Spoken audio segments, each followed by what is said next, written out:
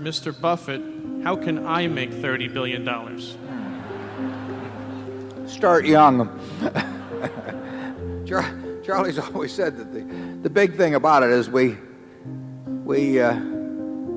started building this little snowball on top of a very long hill. So we started at a very early age in rolling the snowball down. And of course, the snowball, the nature of compound interest is it behaves like a snowball of sticky snow. And the trick is to have a very long hill, which means either starting very young or living to be very old. I would do it exactly the same way if I were doing it in the investment world. I mean, if I were getting out of school today and I had $10,000 to invest, I'd start with the A's. I would start going right through companies, and I probably would focus on smaller companies because I would be working with smaller sums, and there's more chance that something is overlooked in that arena. And as Charlie has said earlier, it won't be like doing that in 1951 when you could leaf through and find all kinds of things that just leapt off the page at you.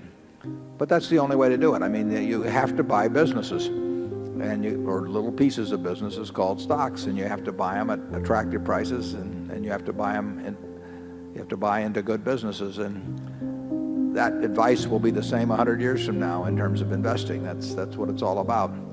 And you can't expect anybody else to do it for you. I mean, people will not tell you about wonderful little investments. It's not the way the investment business is set up. When I first visited Geico in January of 1951, I went back to Columbia, and that rest of that year I subsequently went down to Blythe and Company, and actually to one other firm that was a leading, Geyer and Company, that was a leading analyst in insurance. And I thought I'd discovered this wonderful thing, and I'd see what these great investment houses that specialized in insurance stocks said, and they said I didn't know what I was talking about. It wasn't of any interest to them.